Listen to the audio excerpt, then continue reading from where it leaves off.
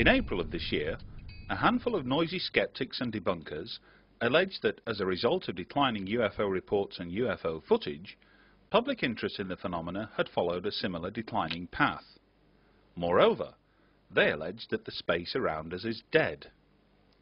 While NASA and the vast majority of scientists and astronomers around the world would take issue with the latter claim, what of the rest? The truth is that worldwide, UFO reports have actually shown a marked increase in recent years.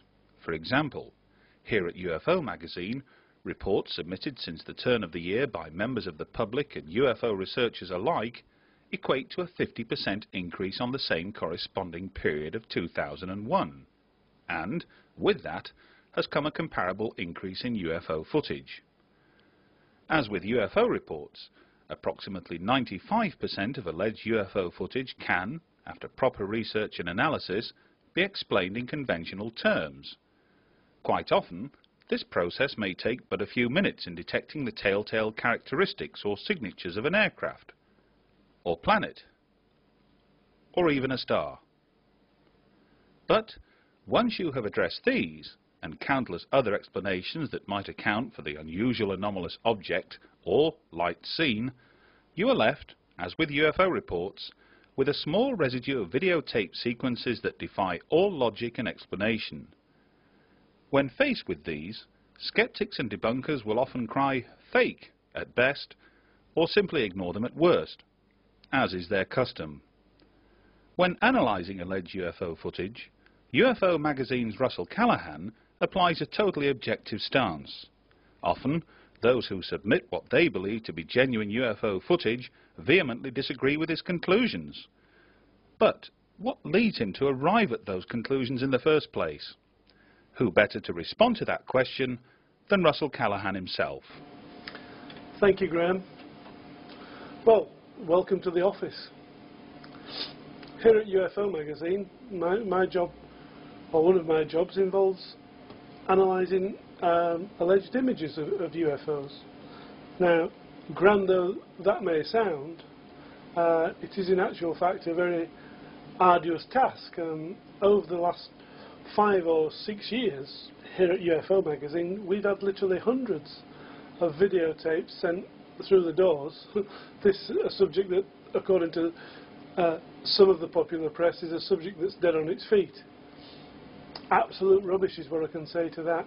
the videotapes just keep coming and coming and coming, and photographs, not just digital photographs. We know, we're living in an electronic age, if you like, and it's very easy and very fast to be able to generate images and broadcast them around the world now with the advent of the internet. But real photographs, on celluloid film, these things are still being taken. People are actually still taking the time out to approach UFO magazine or approach UFO researchers because they believe they've actually witnessed, filmed and photographed something that's not quite the norm. That's great. Without the UFO business, there'd be no UFO magazine, and without UFO reports, there'd be nothing to put in there. Over the last 5 or 6 years, there's been no such thing as a decline. The subject seems to have grown and grown and grown. And probably if we go back, this 5 or 6 years, and let's just have a quick recap. 10 years ago, the price of a domestic camcorder was, you could go out and buy a car just as cheap. This day and age, you can go out and pick an 8mm or high 8mm video camera up for about £299. Now, it's still an awful lot of money, but it's a quarter or if not a fifth the price it used to be just a few years ago. So we've got to accept that then there are far more camcorders out in the general public, if you like. There are also professionals out there that are filming strange objects. Recently we've had footage taken from a police helicopter and made available to UFO magazine. We actually showed it at the conference last year, and hopefully we can show you a little clip of that further along in this particular video. All sorts of, and all means of images and occurrences have been happening over the past few years. And of course, let's not forget the amazing scenes that we've seen and been captured by several people. Martin Stubbs, Jeff Challenger, Les Willey, Andy Ellis have all been able to make available images that, quite frankly, should be embarrassing to NASA. We're going to show you some more of that further on in this video. So please let no one tell us that the subject's dead. What we've done for this particular section, spotlight on UFO footage.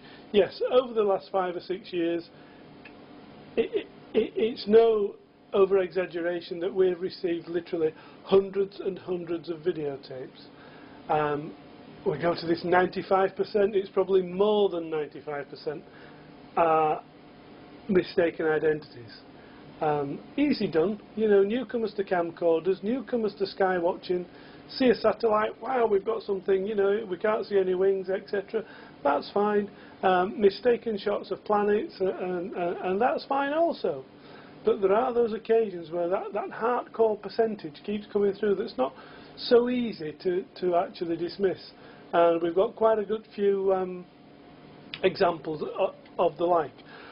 We've also got some interesting developments in if we all think back to 1994 or 5, I believe it was, when the first Tuesday documentary was aired in Great Britain, and we had the guy from Panasonic, Simon Nash, dismissing the diamond-shaped UFO as nothing more than an iris motor effect, and something that happened when bright lights hit the iris motor and the lens records this shape, and it can't resolve the image, so it gives you this beautiful diamond shape on the screen. Well, we were very wary of that explanation in the first instance because of angles, etc., and how things didn't seem to fit. But we've now got some new examples of that, but we've also got a fabulous example from Australia, where the diamond shape's seen in the sky, but as the camera focuses through the diamond shape, then there is an object behind it, and there's also a very strange occurrence, which you're going to see hopefully for the first time on this particular video. But there's a lot of material to get through, so sit back and enjoy it. We'll give you the close-ups where we can, and as much information about the footage as we can on screen. But this particular cut's being put to some nice music, so sit back for the next 15-20 minutes or so and enjoy some really good UFO footage.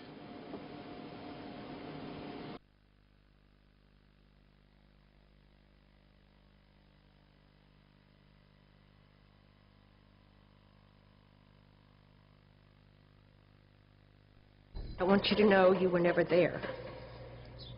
I didn't understand what he meant. So I said, yes, I was. He said, no, you weren't. I said, yes, I was. He said, can't you get this through your head? You never saw anything. You were not there. You don't know anything. And he said, no, this is a big desert out here. We could just take you out in the middle of this desert and no one will ever find your bodies. He said, you'll be nothing but bones and nobody will ever know what happened to you. And I told him I would not talk about it.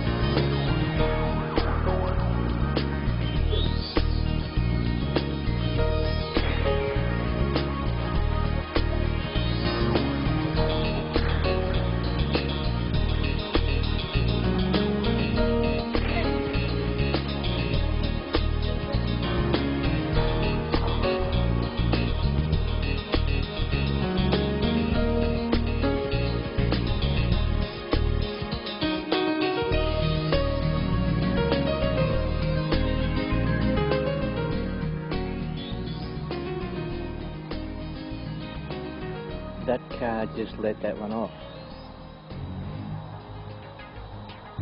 That's a man-made one, that one. I just saw the people in that car let that one off.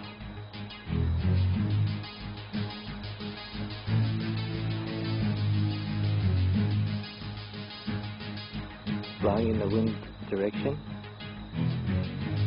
And just let it off.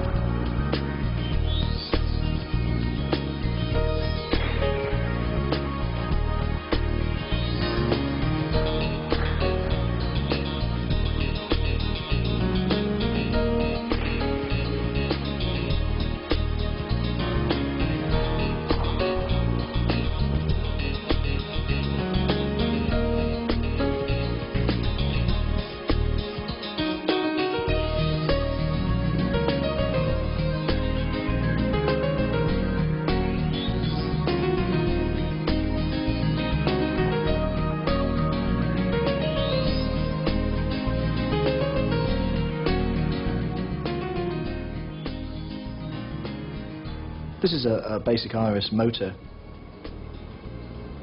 The principle of the iris motor is to regulate the amount of light entering the camera.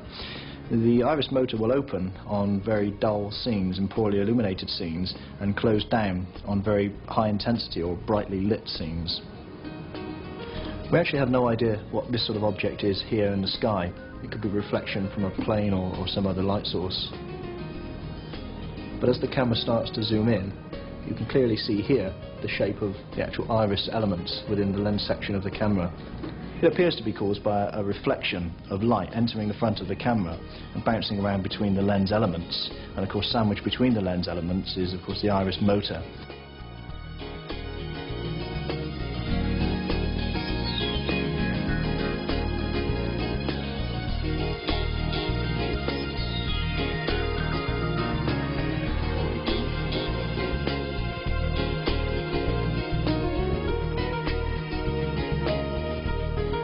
Sitting there, they got light. Was that a star? Was that a UFO? Don't know at all.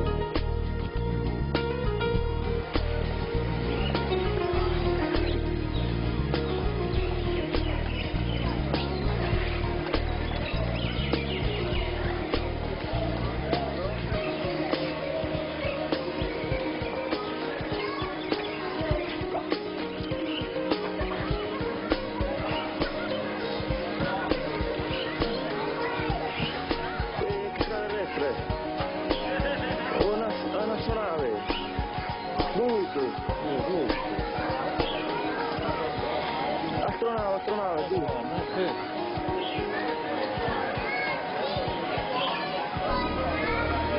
Visitor, Ron, they are visitors. Yes? Yes. Beautiful.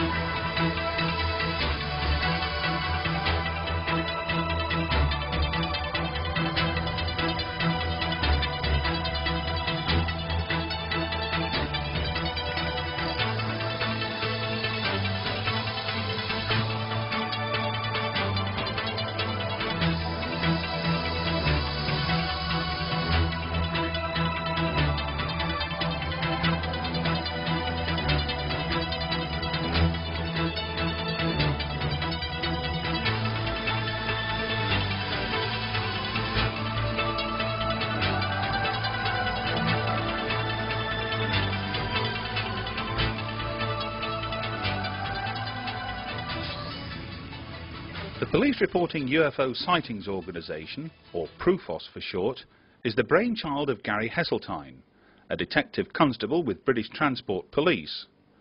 By the summer of this year, DC Heseltine had accumulated 42 UFO incidents involving some 110 police officers throughout Britain. Here, again for the first time on camera, DC Heseltine speaks about his interest in the subject and what he hopes PRUFOS will achieve. My name is Gary Heseltine and I'm a detective constable with the British Transport Police in Leeds. I've been a detective constable for 9 years and I've been a police officer for 13 years. Prior to the Transport Police, I was a Royal Air Force police officer for 6 years. Gary, PRUFOS is an acronym that people are going to be seeing a lot of, hopefully on the website. They'll have read about it in UFO magazine. Again, what does PRUFOS actually stand for? PRUFOS is hopefully a catchy little acronym which stands for the police reporting of UFO sightings, i.e. the PRUFOS police database, which is designed for serving and retired police officers to come forward with their own respective sightings. My interest in the subject actually spans back to when I was 15. Very briefly, I was walking a girlfriend home in Scunthorpe, Lincolnshire, when I saw a lighted object against a starlit sky which appeared to trigger a series of power grid failures, which to my mind made it very unusual. That interest inspired me to read books, etc., and follow the subject for many, many years.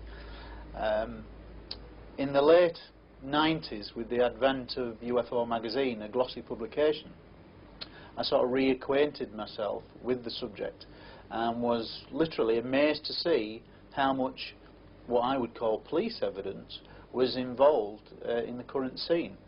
I began to read up on all the current books, and I would come across police reports in various books, and I began to think that there may well be a need for a reporting agency to cater for police officers.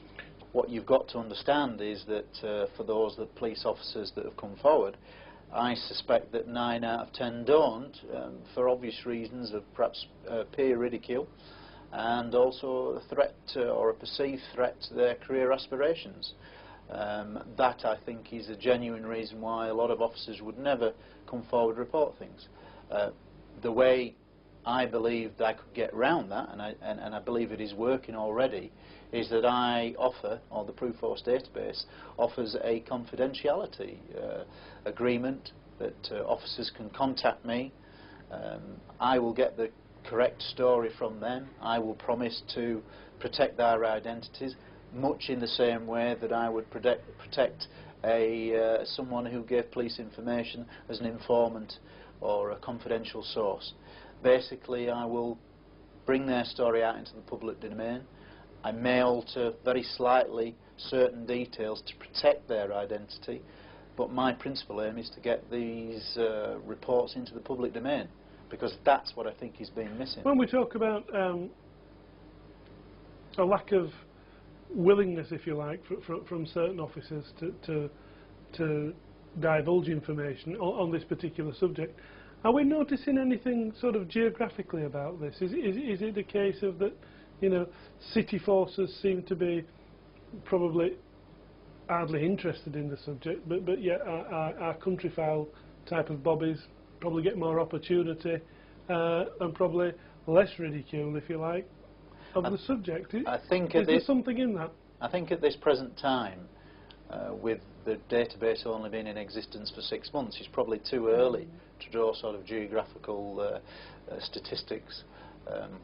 What I can say is, from the research that I've done and from the new officers that have come forward since its launch in January, that I've just completed a report which is based on that historical research and on the new information. And what I can say is that 42 incidents spanning from 1955 to 2002, that involves well over 100 officers, in fact 110 police officers in those 42 reports. And the statistic that strikes me as being relevant is that over 60% of those cases, 60% of the 42, are multiple police witness cases, sometimes ranging from anywhere from 2 up to 1 particular case where there are 17 officers involved who see an object from at least 5 different geographical locations, which I believe is a very impressive case indeed. Obviously, without giving too much away at this particular point, are there channels in place, shall we say, for the officers who have experienced an alleged UFO sighting to report this at work, if you like?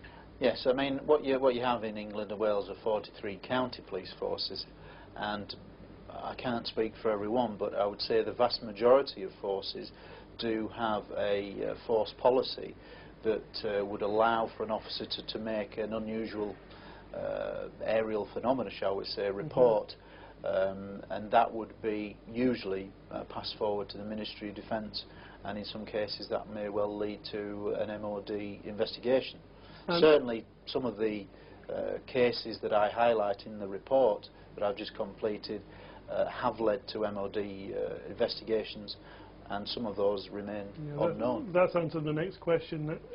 You know, in your experience, has this happened? And obviously, yes, it has. Yes, I mean certainly in the historical research aspect, I've come across a number of cases which are quite well known within the UFO circle or domain, if you like, but they did lead to MOD investigations, and many of those have resulted in an unknown conclusion. Going back to your time as an Air Force policeman, was the UFO chatter around in your life at that time? I certainly had the interest at that time, but I can honestly say that during my time in the Air Force, I did not ever really gain into any proper discussion or dwell or find out anything of particular interest. What is interesting is some of the information that I'm now getting back from people and officers and civilian support staff. My own force, the British Transport Police, in January of this year, coincidentally, set up its own intranet site for officers where they could highlight clubs and leisure facilities, etc. I immediately posted an intranet site for the Pre-Force database asking my own force officers to come forward with any information. It got a lot of ridicule at first, as you would expect from police officers who are a known wit, but beyond that, as I expected, a discussion is ongoing. And what I can say is that very recently I've had a piece of information that relates to a very similar time when I was in the Air Force, about an incident in 1993 which, in terms of background information, is very interesting, as it highlights that what is now a serving transport police officer is a sergeant whose details will remain confidential, but he highlights an incident where in Vigrat, which was a little town which was in Germany, if you were in the forces you lived in the German community off base, and they were in their quarters in Germany in 1993 when they heard a very loud explosion, and they believed it was a terrorist bomb, because at the time there had been a number of terrorist incidents. Everybody in the flats that this particular officer was in went out onto the balconies, onto the road, wondering what's happened. Now, incidentally, within an hour of that bang, and there may have been 2 bangs, it was enough to shake the windows. Was perceived as a bomb. It turned out not to be a bomb. The SSVC, which is the service's TV and radio channel, came over the air within the hour and said that it was a sonic boom and that there was nothing to worry about. Now, the incidental information from that is that this officer knew someone who worked in a particularly sensitive area of the camp, area of camp in Germany, and they were responsible for collecting a number of pilots from a certain area of the station, and this particular driver picked up some pilots who had allegedly been involved in chasing a very large UFO along with other interceptor aircraft across Germany, and it was the UFO that had caused the sonic boom, as it were, as it accelerated from the aircraft. In the words of the police officer, the girl picked up the pilots after the incident, and they were as white as sheet, and they were obviously chattering amongst themselves, having never seen anything like it. So it's information like that that puts into context some of my Air Force, because I immediately recognise the truth of somebody talking because of my background, and I can immediately relate that it's a true event. Finally, Gary, we've got a website. The address will appear on the screen as we're speaking. What can people expect to find from the website? What's going to be there for them? Well, at the moment, as I thought it was important that very early on in January that I get a very basic website out there. Mm-hmm. It is very basic. It does set out what I'm trying to do. It does set out contact information where people can email me or telephone me on a confidential telephone number. And beyond that, I will give my address out once there's been established contact. I am currently in the process of having a website designed which will be much more transparent, much more user-friendly, and registering hopefully the Prufos as a domain name, so it will be a short web address, so that it hopefully should begin to be picked up on web magazines and things like that as a good source for people to go to. I certainly think that's an area where a lot of information will be put out and be regular updated. That's my aim, is to get the information out there and make it transparent. I'm after getting the information out into the public domain. So where anonymity is asked for, that's obviously respected, but people are going to be able to see and read reports from serving police officers. That's right. What I'm hoping for is that with the publication, hopefully, of the report that I've just completed, that one, it will be published in the police review. It is being sent to the police review, and hopefully they will publish some or extracts from the report.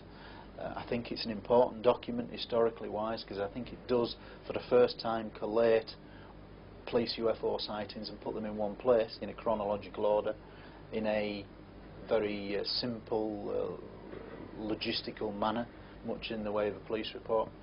I think it's a good reference document that much of which will be put out onto the new website when it's done, and certainly when the new website is up and running, it will cater for other areas like the information from Germany that I've just mentioned, like police officers being involved in suspected UFO crashes, like officers being involved in Rendlesham Forest. At this moment in time, from a civilian UFO researcher's point of view, it's been very difficult to attract police officers or gain their confidence, I suspect, to allow them to speak freely to independent UFO researchers. I hope that as a serving police officer, they may tell me things that they wouldn't ordinarily tell civilian researchers. And if that can be done and I can protect them, then I think that's exactly why Prufos was set up. You know, hopefully I can give an insight where others may not be.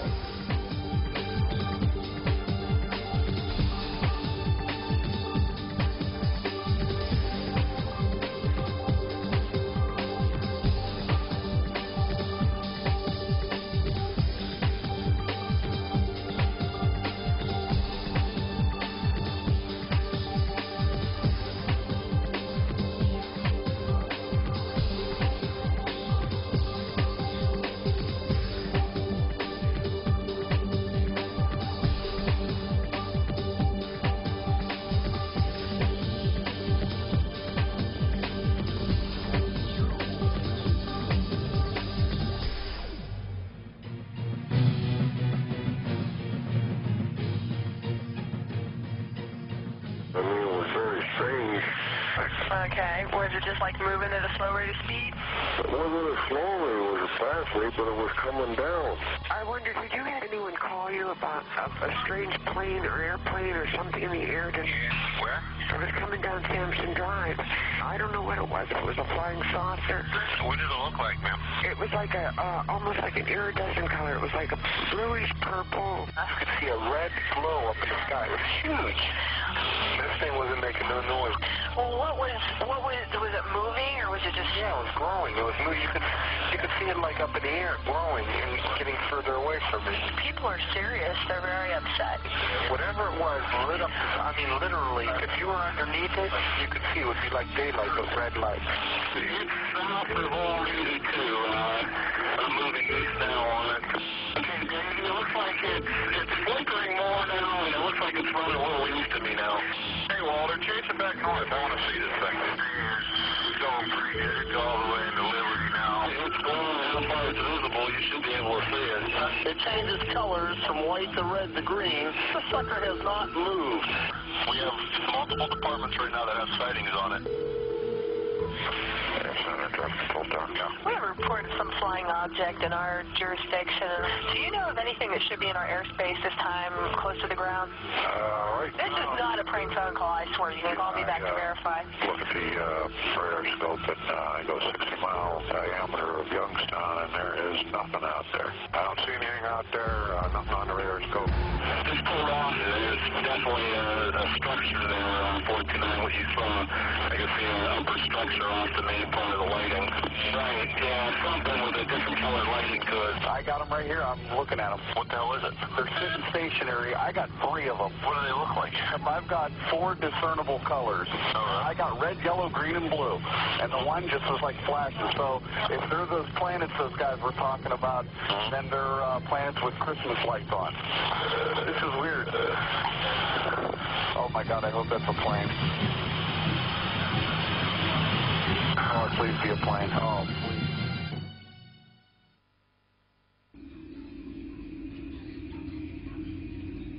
In December 1980, UFOs were seen on at least 3 consecutive nights in and around Rendlesham Forest, Suffolk, England. US personnel from the adjoining bases at RAF Woodbridge and Bentwaters were among many witnesses to these events. Were they all fooled by the Orford Nest Lighthouse some 12 miles distant, or was there a genuine UFO incident?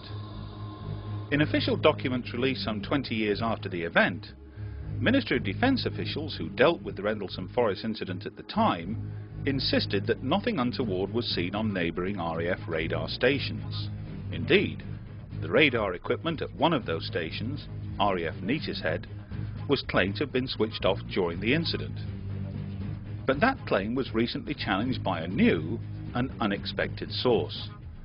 For the first time on camera, former RAF aircraftsman Gary Baker, who served at RAF Neatishead in December 1980, delivers his damning verdict on the MOD's official version of events. And Neatishead, as a radar station, was split into 2 squadrons for operations purposes, bearing in mind that it's a small RAF station in comparison to others, a very small place, and its primary role is as a radar station. It has no other function. No RAF personnel actually live on the base. They are living elsewhere in the surrounding area, and RAF bases close by, mostly Coltishall. And the whole of the operation at Neatishead is geared towards maintaining the integrity of the southern part of the United Kingdom airspace. Control of air defence aircraft in their role as interceptors in intercepting would-be hostile aircraft or identifying unknown aircraft, but that role was not an everyday role. The everyday role was a routine one of maintaining the integrity of the airspace by recognising all the aircraft flying in the sky and making sure that they were flying from A to B in the route that they'd been planned to fly, and that was the thrust of the job. I was a member of 2 squadron, Y-Watch.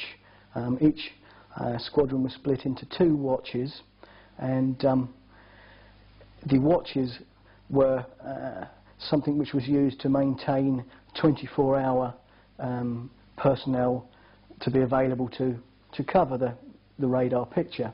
And each squadron was commanded by a squadron leader, as I've said, and my commander was a squadron leader called Mike Shields, who was supported by a lot of other RAF officers, from junior officer ranks as pilot officers, flying officers and flight lieutenants, whose job as air defence controllers was to control air defence aircraft in interceptions and the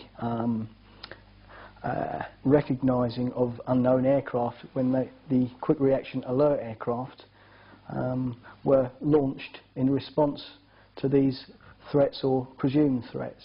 Neatis Head was a RAF station, but obviously being part of the RAF it was part of NATO, and NATO across the board, whether it's Army, Air Force or Navy, have a process whereby personnel from the individual air forces in this case would have tours of duty in or on stations or bases in another's air force. So at Neatis Head we had a number of American Air Force officers on exchange postings, and my watch commander actually on Y Watch was a Captain Bud Horan, who was an American Air Force officer, a Texan and a very nice gentleman.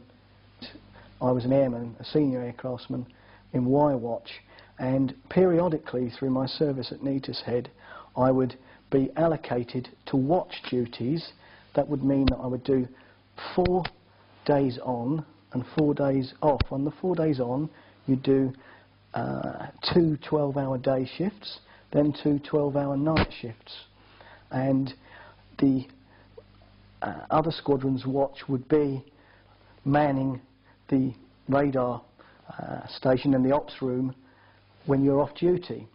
And so there would be lots of people when the squadron were on duty, either earlies or lates, and a few people to maintain a basic skeleton crew when it was quiet, when there was no military air defence flying, and that crew was responsible for maintaining the integrity of the air defence of the southern half of the UK, recognising all the aircraft airborne, and providing a crew should we suddenly find ourselves in a position where we're at war or an unknown aircraft turns up, or, as happened, Russian spy planes came over, and you were there to give the basic service requirement to carry out the air defence and control aspect of taking a fighter aircraft from its base to its interception with an unknown aircraft, and whatever the outcome of that may have been. As part of the job of maintaining the integrity, the safety of the United Kingdom air defence environment, it's absolutely essential that radar coverage is maintained, because otherwise there's going to be holes in the radar coverage, and at a sensitive time between east and west it's absolutely imperative that you maintain that safety. So the radar at RAF Neatis Head was in fact 2 radars, both of which were main air defence primary radars, and they were working night and day together, and at any one time you could change from one radar to the other on the radar tube on your screen in front of you, of which there were many in the ops room, many screens, all involved with doing different specific jobs to maintain this air defence safety. And I actually know for a fact that these radars... Have they got a name? Yes, there's the Type 84 and the Type 85 radar, and also at Neatis Head there was height finding radars whose job was specifically involved in checking the height of aircraft, and they were called HF200 height finding radars. So these 2 radars are working together, if there was routine planned maintenance to them, or if one went wrong, which as all equipment does from time to time, and military equipment being no different from any other things, they do go wrong. But you don't have two things going wrong at the same time. The planned maintenance would be planned so that one radar was operational while the other was, for a brief period of time, maintained to its full operating capacity, then switched back on again. But all these radars form the defence network, and all the aircraft which these radar pick up are recorded. All the radars are filmed, and that would be for the obvious reasons that if there was an incident or a problem, the factors involved in that problem could be traced and tracked and looked at and analysed. So it's imperative that the radar picture is recorded, and that's not just for incidents or emergencies or problems, it's also for purposes such as training, because if you're going to let lots of people loose on real situations, it's best that they train from what's gone before, and radar tapes are no different. But all radar is recorded.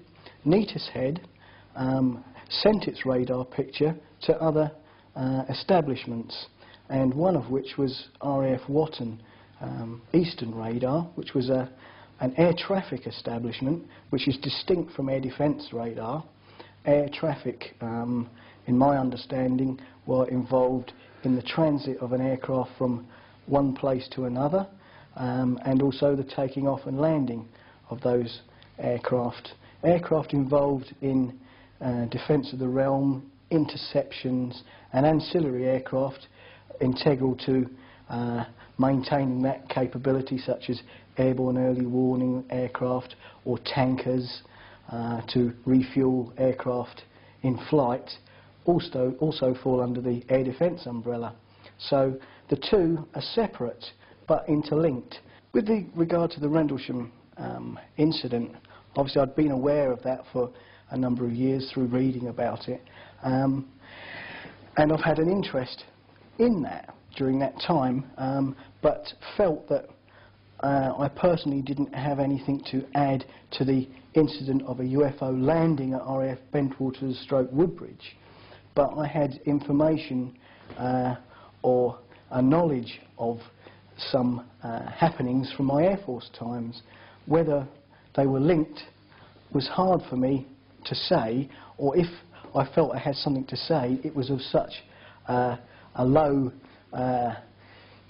level of importance to my opinion at the time that I felt, oh well, that's interesting, and just followed the story the same as anybody else. But it wasn't until the end of August, when reading UFO magazine and the article written by Georgina Bruni stating that the MOD had released information regarding the Rendlesham Forest UFO incident, mentioning RAF Neatishead and RAF Watton and the radar station, and the fact that the radar camera was switched off at RAF Neatishead, and coincidentally the radar tapes from RAF Eastern at Watton had been processed with a very poor, ineligible result, I find absolutely unacceptable. Bearing in mind, this happened at a time when the backdrop was the Cold War. Air defence of our country and of NATO was very, very important. UFO flap and the MOD had come down to take away the radar tapes. Now let's just qualify this again. Although you can't be certain of the actual date, you know it's Christmas. Yes, this is 21 years ago. It wasn't a major deal. I'm perhaps no different from anybody else in society to remember exactly dates and times 20 odd years ago. is a very difficult thing to do, bearing in mind that that particular date or dates of the so-called occurrences at Bentwaters and Woodbridge, for me, would not have meant anything to me at the time.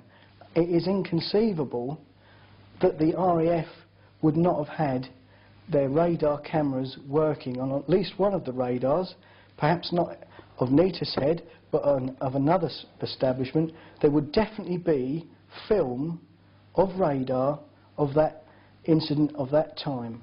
And tell us how the room was. You know, what was the discussion?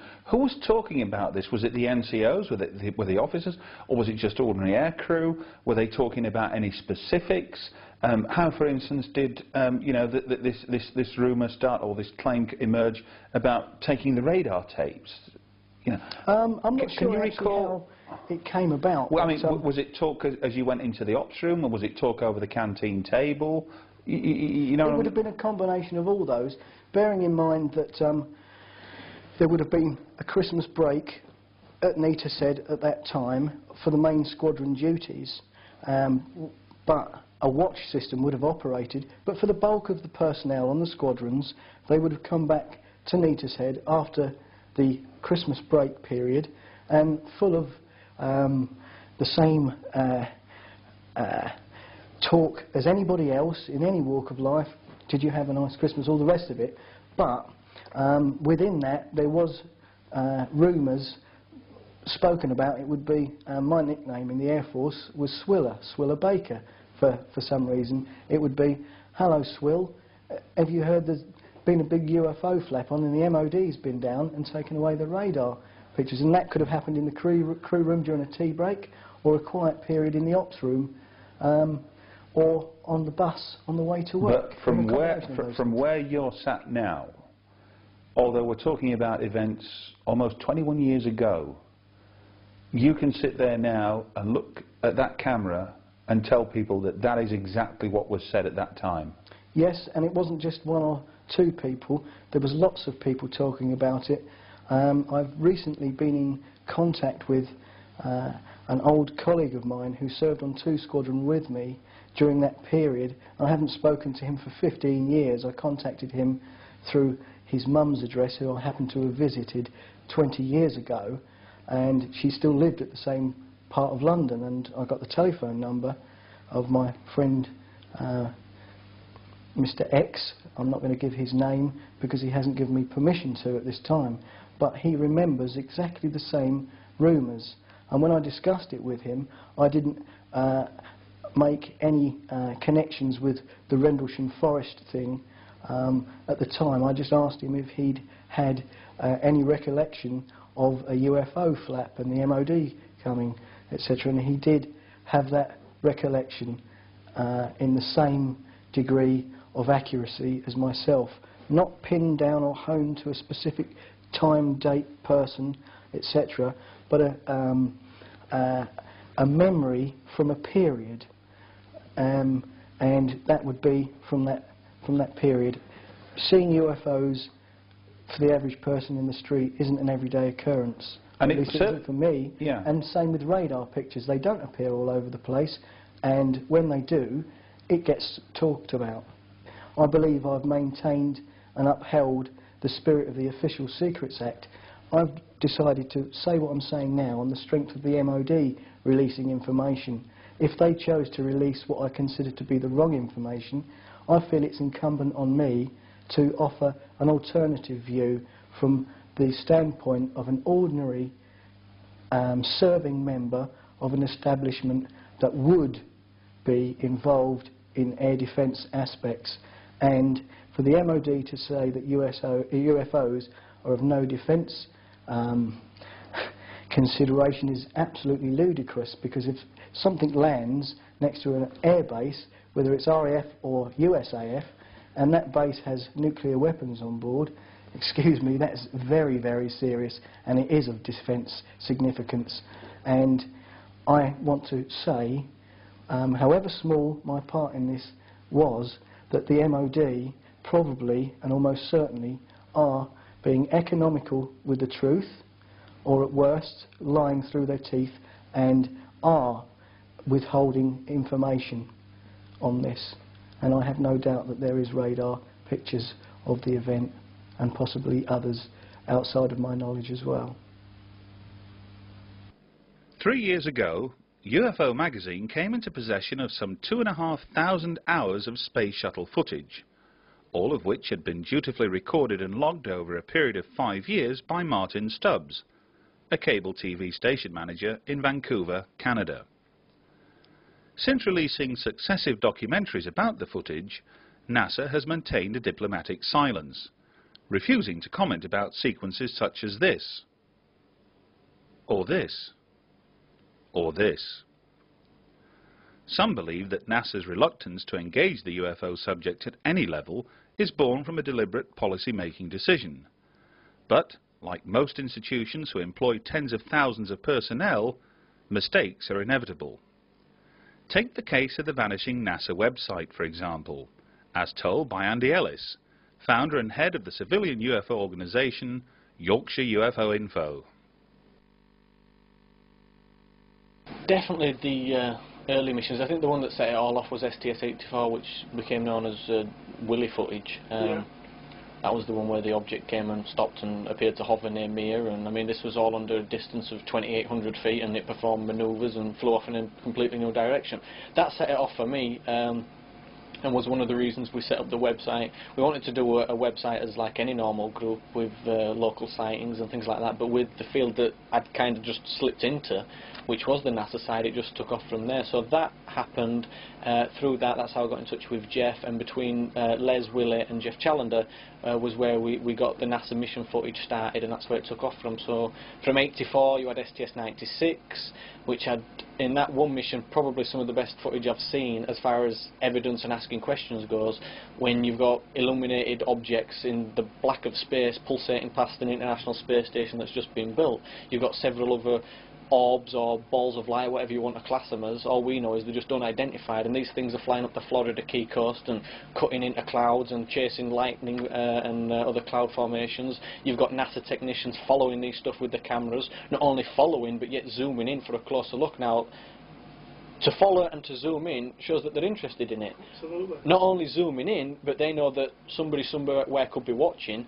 They pull the feed and kill it so that there's no picture on the feed that our guys are getting, but yet they're still watching. So if there's nothing to it, there's no reason to be sneaking, doing these little tactics.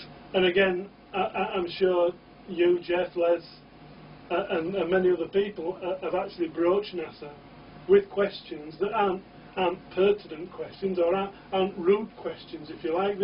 These are questions that say, excuse me, can you tell me something about what we're seeing? I think the biggest problem we found, I mean, and Jeff and Les have worked tirelessly on it, people seem to think as soon as you get something like this, you just go and screaming at NASA. I mean, we're only interested in asking questions as well. We just want, we're not experts, so we've been emailing who we think are the relevant people and asking for advice at first, and asking questions of, well, why is this doing this, and why does it appear to do this, and why is your guy following it if you keep telling us it's ice and debris, and why are you cutting the feed off if there's nothing to it? It doesn't seem right.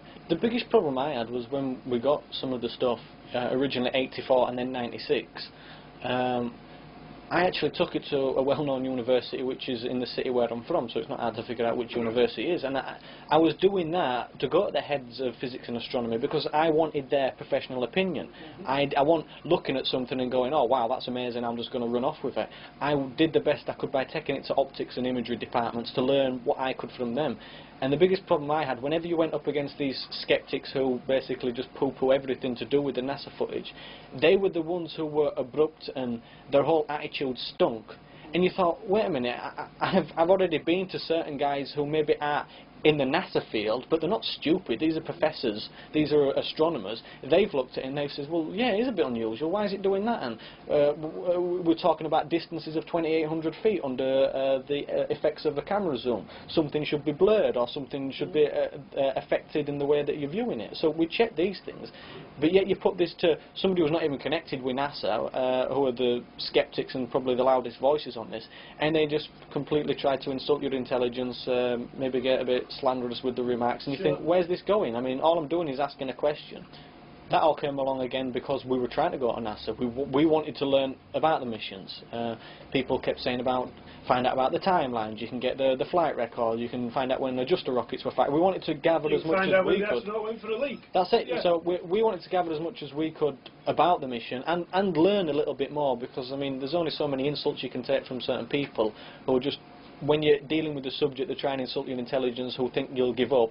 Basically all you do is stop talking to them people but continue with your work. At the end of the day, if you've already checked what you're dealing with to an extent and that's held up, then you continue. So we went to NASA looking for answers. NASA basically don't even speak to you on the footage, so we were at a loss there. But I continued to just trawl around nasa.gov, and I thought that it'd be nice maybe to get bits of information on old missions. It might be a bit nice to get some information on the shuttle. Maybe we'd get some diagrams and schematics and stuff like that. So I'm just trawling through. I mean, there's links and links and links. I mean, the NASA.gov website's huge, and I mean, half of it, within an hour you can just think, I've had enough of this, because it's just all technical and talking about this and that. But we continued to get going, and I went to one of the electronic reading rooms through one of the various links, and in there it had documents declassified under the Freedom of Information. So I thought, well, this is worth a go. So I click on that link and it opens another page, and it had all different sections there relating to all kinds of stuff. Then there was the documents declassified, I think it was something like 97, 98, 1999. So you click on each one of them links and that opened a different thing with like a log, a reference, and maybe like an order kind of number that you could use. And within these Freedom of Information and documents declassified by NASA, which was probably in the title somewhere, which was documents declassified by NASA within the last 5, 6, 7 years, this was where we found among the pages and pages and pages, there was different log numbers that related to what we were dealing with, which is the UFO subject. The feeling we got at first when we started questioning was that the way it appeared anyway through trawling through the website was it was more or less NASA thought, or if it ever came out, I don't know if it got a Congress or who, I mean I don't live in the States, so I don't know how it worked, but the feeling we got, and speaking to various people, which some people in NASA do speak to, but I can't go into any more about that, but the feeling and the way we were pointed was that if NASA have presented this stuff, but not like gone on telly and says, here's all his documents, if they've actually presented it, then they're not classed as hiding anything. No. But if you find it, they can always then work a way around of making it disappear, which is probably what they did. So the feeling we got was they presented it, they're not making it public, and luckily we stumbled on it. I mean, I've got a couple of the links which drawn us to it, and you've got your usual stuff. I think if I read through a few of them, it'll give you an example of the basic kind of stuff that's there, but in with all this basic kind of NASA mumbo jumbo is the stuff that makes you sit up and pay attention. There's a bunch of words that sort of leap off the page, isn't there? I mean, there's various things like STS-81 flight readiness review package. I mean, fair enough, it's just standard stuff. You can go from like contract reports, telecommunications. You've got various info on headquarters employees. It's just the stuff that you'd have, and this is all stuff. Day-to-day stuff of a big corporate organisation. That's it. So I mean, and plus this was all under the link of documents released under the Freedom of Information. So I mean, there's pages and pages of this kind of stuff of just your average thing. I mean, other things talking about X documents. But then you start getting on to various questions about UFOs, and UFO-related documents as declassified within the last 5 years.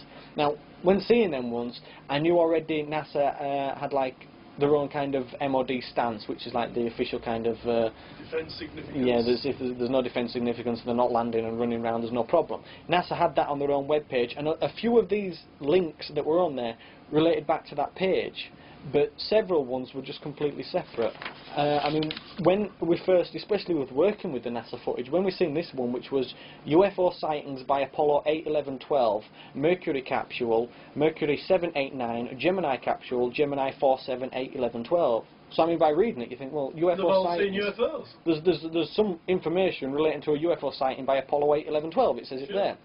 So we made a note of this, and I mean, I was quite excited anyway by reading this on. I thought, well, if it's Freedom of Information, we can apply for it in the United Kingdom. And actually on the web page itself there's a little link that says FOIA request. So you can request through NASA's own website, which goes to their Freedom of Information officer, and he does the usual stuff. So I put quite a few requests in just to see what had happened.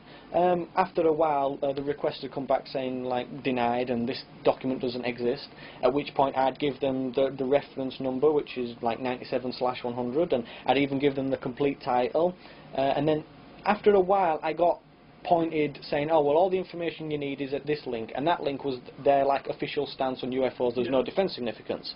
After reading probably this long page of NASA's involvement with UFOs and how they're not really bothered because there is no evidence, I pointed out to the FOI officer, well, if the document requested has got a title of UFO sightings by Apollo 8, 11, 12, why is there nowhere in this segment of the link you've given me anything that relates to Apollo 8, 11, 12? It doesn't make sense. At which point I've got no answer. So we left it at that, and I continued to bother them for that one. But as I went further through these links, which was in the space, I'd say about 2 days, I spent on just these links and these pages, making as many copies as I could. It kept cropping up about the UFO info, and then there was NASA facts on UFOs, as well as all the other pages that just related to anything. So we kept going. Then there was the other one, the United Government and the Unidentified Flying Objects. That was the link, which was their usual stance. But the one that really got me going was this one, which was on the 1999 link under release documents. This says information on sighting of possible alien craft. Now, we're not talking about a UFO.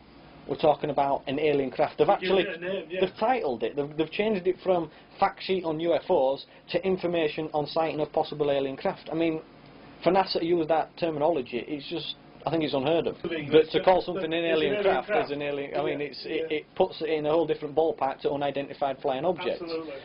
This was the only one that used this terminology of possible sighting on alien craft. So as soon as I seen that one, and I mean, I knew straight away that it's just completely out of the norm for that even to be on there. You'd think that every effort had been made for that not to be there. But there's a link, there's a log number, so we did the usual thing that we did probably 15 times before, put the request in. The request came back denied, and this doesn't exist, at which point, where did you get this from, I was asked, and where did that come from? I took a screen grab of the actual Freedom of Information webpage and emailed that to the webmaster and the Freedom of Information officer who is at NASA. No reply from any of these. Reading a little bit further into it, there was another one which says information about unidentified flying objects and any claim made by people who say they were abducted by extraterrestrial. And I thought, well, why are NASA interested in people who claim to be abducted? So it was just getting even more suspicious of these average kind of documents who just took a twist for the better for the research we were doing with the NASA footage, because I thought this would be all evidence in our corner to point towards the footage that people are calling ice and debris. If I can say to somebody, well, you're classing it as ice and debris, but if this information on sighting possible alien craft related to a piece of footage we had from a mission, well, we've hit the jackpot there. So we asked for all this. Emails get ignored. I even made phone calls to the various Freedom of Information officer, at which point you get passed around and around, and the next minute you're speaking to a janitor who's cleaning a hallway somewhere. So they just basically did not speak to you. I would say within the space of 2 or 3 days of actually reporting about the possible alien craft and the abduction one, when I went back to the NASA website just as means for researching this, the complete links had changed. There was only one link that related to UFOs, and that was the link that was their standard no defence significance kind of MOD thing. Everything else, all the documents released under Freedom of Information, the 1997, 1998, 1999 link which related to all these documents was gone. There was just one single link left from maybe several that I'd used previous, but luckily for me, as soon as I'd seen these things, I took prints, I took screen grabs, and we've got the NASA's own screen Freedom of Information. You can read it, it's there, it's as it was offered. We took grabs of it, which I've emailed back asking them why it's missing. To this day still had no reply. Christopher Martin first began experiencing the UFO phenomena at close quarters several years ago. But apart from self-publishing a book about those experiences, Christopher is perhaps best known for videotaping some of the most striking daylight UFO footage ever seen of anomalous aerial activity over London. In 2001, Christopher shared his footage after being invited to lecture at Laughlin, Nevada, and, earlier this year, he travelled even further afield to deliver a series of lectures in Australia. During his visit, Christopher met numerous UFO researchers, spoke with many fascinating characters, travelled to Pine Gap, one of the most secretive bases on the planet, and even had time to spare to videotape yet more anomalous activity down under. Captured on camera, here are just a few of Christopher's clips from the land of Oz. Some of the houses there, they'll blow your socks off. You've never seen houses like it in England, I'm not joking. I might do a bit of that tomorrow, just to give you a sense, because it will blow your mind. Well, 30 years ago I trained as a nurse and midwife, and then I was trained into counselling about 15 years ago, and I worked in a medical practice in England for 5. In the meantime, we were looking at going overseas, and Australia seemed a really good bet because it's still a very much a sort of culture we're used to. So it was either now or never. So in our 40s that we actually came over here with the family. And I decided that really nursing wasn't anymore for me, so counselling was the where I wanted to go. In the meantime, I got some people with very interesting experiences coming to me saying, look, I don't know where to go, but these things are happening. I don't know if I'm going crazy, and all that kinds of things. And the one that was very significant was my very first experience, a mature man. I'd known a little bit about abduction kinds of experiences through reading John Mack's book and Whitley Strieber's experiences, but I never ever thought I'd come across anyone who had it. I thought it was extremely rare. And I was actually doing advanced counselling at the time, and I took this to supervision, the case study. Nobody could give me any insight. They were all fascinated, but they couldn't come to any conclusion. I found I was educating them, and I thought, what's the point of this? You know, they're not helping. I'm doing a course where we're talking about human experience, and they haven't got a clue. So I decided to do my own research, and from that I met another lady who was a social worker that had her own experiences, and we started up a support group. Do you want to just remind me what your thoughts, what you saw? Well, just this very, very bright light, brighter than a star, and it started to move, and within the space of a few seconds it was moving up, and then it just blinked out. It just went, just gone. And it's the first time I've seen anything like that. Just amazing.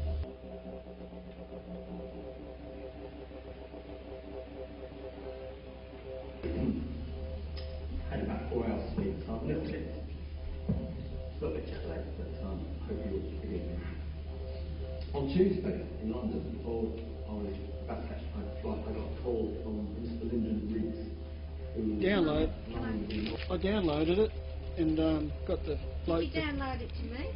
No, on a floppy disk. And I took the floppy disk down and they blew it up the best they could. Right? It's probably the same UFO from a different angle. Okay. When was this? Oh, a couple of days ago. This is only last week. Tuesday, April the 9th. Chris? But they say, Chris, they're looking to see UFOs every day, and this is in daytime. Right? That's the same goal there. That's north. If we had the time, I'm almost tempted, no bullshit, of just going to Wycliffe Well, which is 400 kilometres north. It only takes 4 hours to drive there.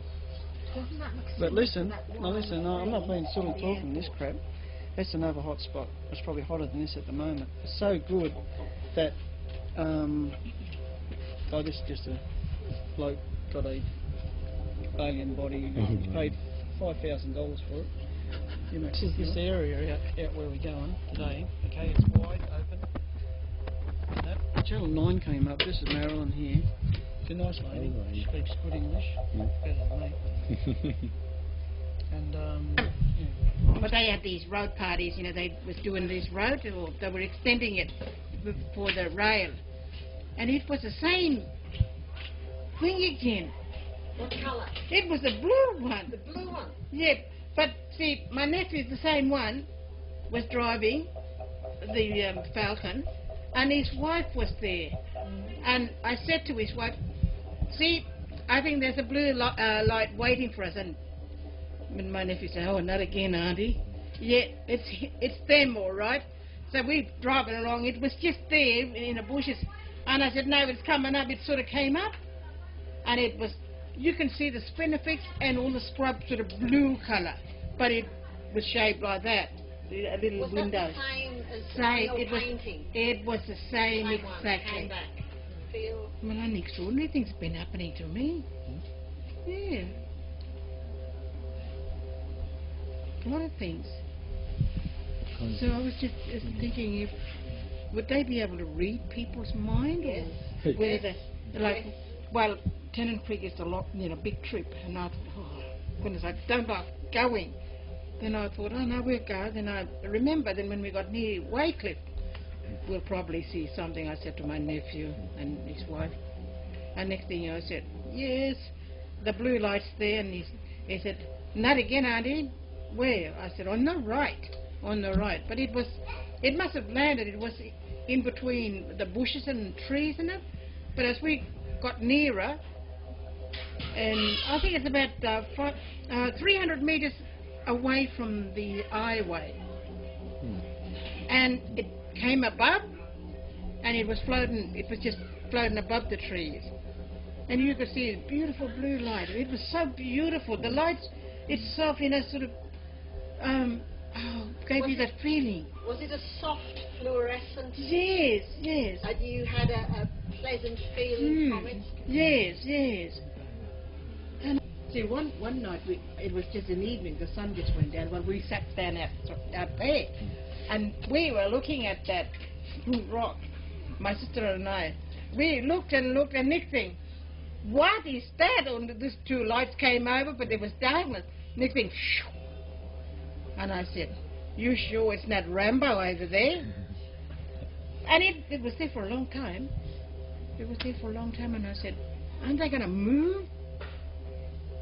So I don't know whether they came up, and then it started moving. But it was so fast. So I think they might got something there in the back. Yeah.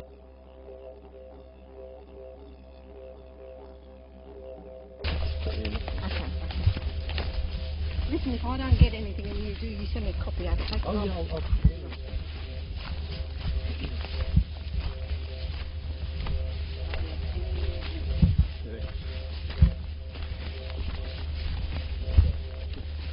Daring, aren't I?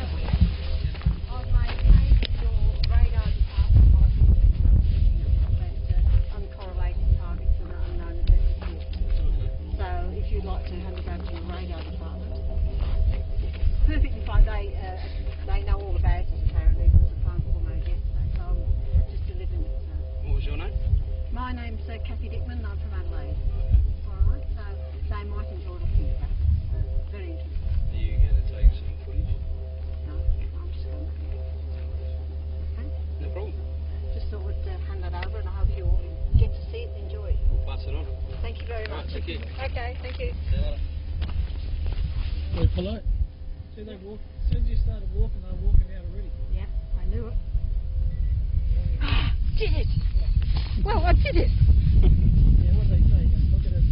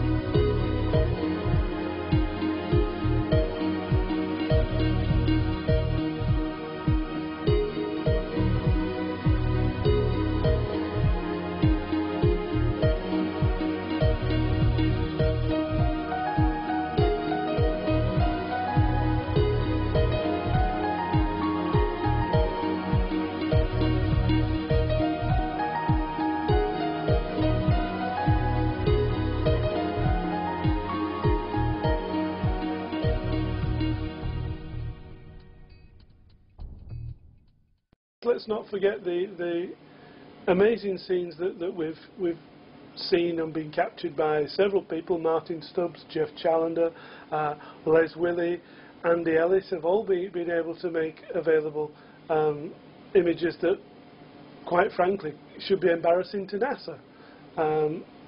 We're going to show you some more of that further on in this video. So please let no one tell us that the subject's dead.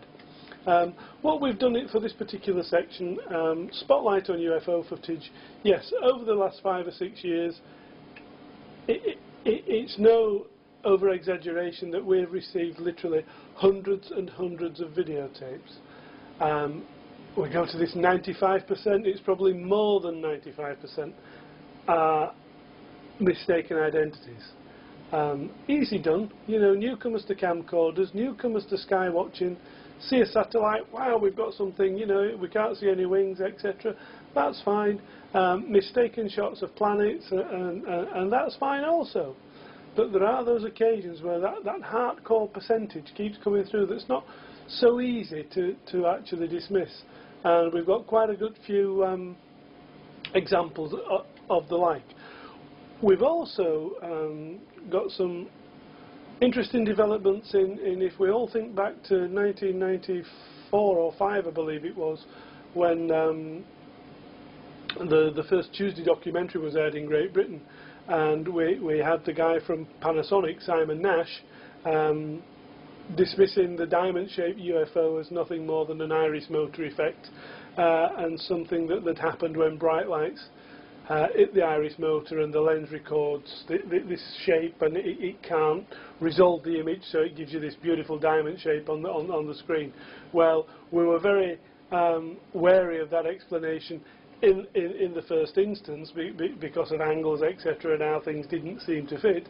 But we've now got some new examples of that, but we've also got a fabulous example from Australia where the diamond shape's seen in the sky, but as the camera focuses through the diamond shape, then there is an object behind it, and there's also a very strange occurrence, which you're going to see hopefully for the first time on this particular video. But there's a lot of material to get through, so sit back and enjoy it. We'll give you the close-ups where we can, and as much information about the footage as we can on screen. But this particular cut's being put to some nice music, so sit back for the next 15-20 minutes or so and enjoy some really good UFO footage.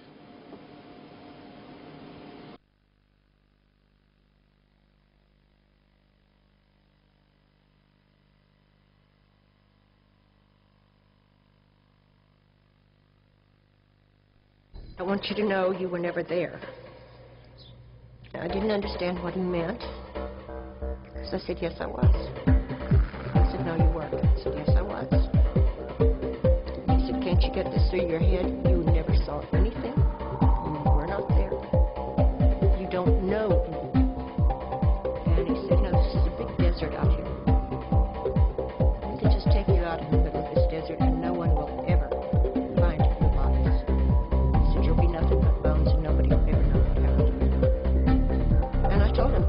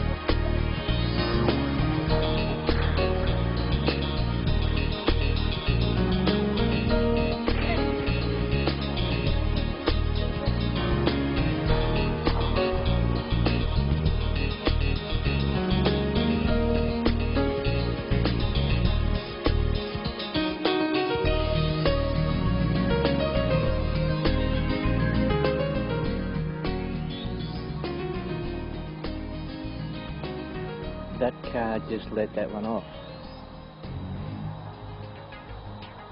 That's a man-made one, that one. I just saw the people in that car let that one off.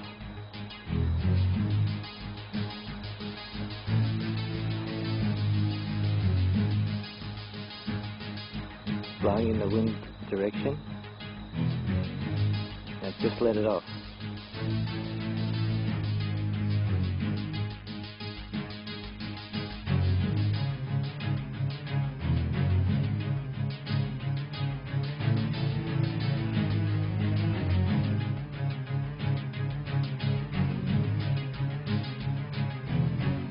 I would not talk about it.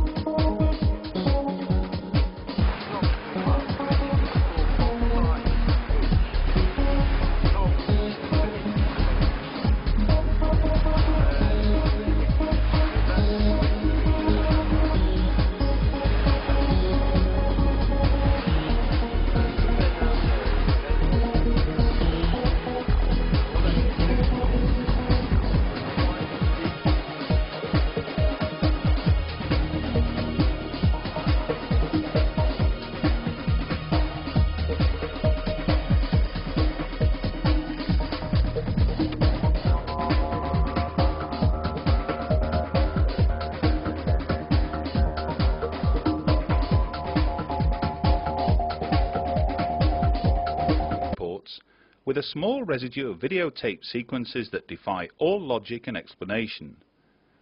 When faced with these, skeptics and debunkers will often cry fake at best, or simply ignore them at worst, as is their custom. When analysing alleged UFO footage, UFO Magazine's Russell Callahan applies a totally objective stance.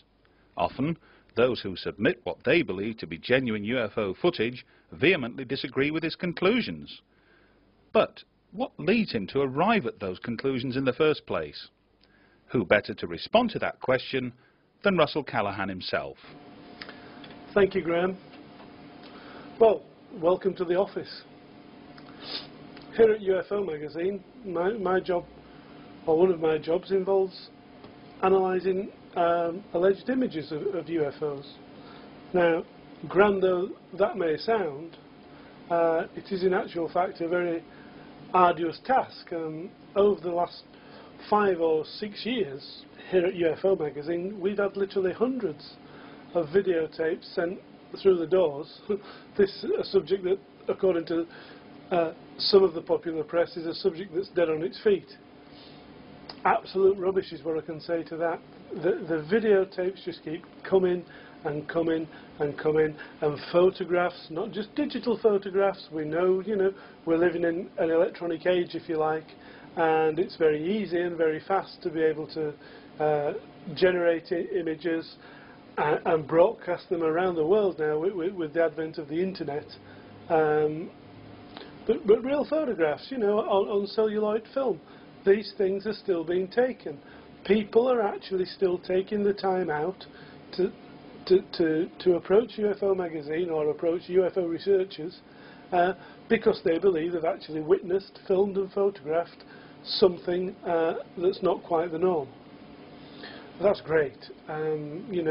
Without the UFO business, there'd be no UFO Magazine, and without UFO reports, there'd be nothing to put in there. Over the last 5 or 6 years, there's been no such thing as a decline. The subject seems to have grown and grown and grown. And probably if we go back, this 5 or 6 years, and let's just have a quick recap. 10 years ago, the price of a domestic camcorder was, you could go out and buy a car just as cheap. This day and age, you can go out and pick an 8mm or high 8mm video camera up for about £299. Now, it's still an awful lot of money, but it's a quarter, or if not a fifth, the price it used to be just a few years ago. So we've got to accept that then there are far more camcorders out in the general public, if you like. There are also professionals out there that are filming strange objects. Recently we've had footage taken from a police helicopter and made available to UFO Magazine. We actually showed it at the conference last year, and hopefully we can show you a little clip of that further along in this particular video. All sorts of, and all means of images and occurrences have been happening over the past few years, and of course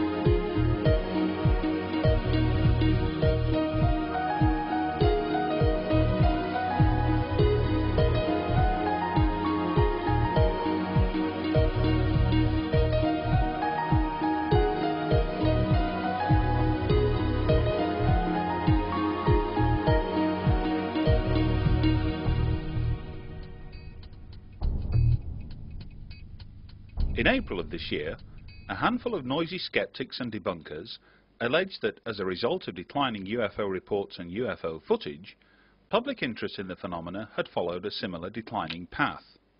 Moreover, they alleged that the space around us is dead. While NASA and the vast majority of scientists and astronomers around the world would take issue with the latter claim, what of the rest? The truth is that worldwide, UFO reports have actually shown a marked increase in recent years. For example, here at UFO magazine, reports submitted since the turn of the year by members of the public and UFO researchers alike equate to a 50% increase on the same corresponding period of 2001. And, with that, has come a comparable increase in UFO footage. As with UFO reports, approximately 95% of alleged UFO footage can, after proper research and analysis, be explained in conventional terms. Quite often, this process may take but a few minutes in detecting the telltale characteristics or signatures of an aircraft, or planet, or even a star. But once you have addressed these, and countless other explanations that might account for the unusual anomalous object or light seen, you are left, as with UFO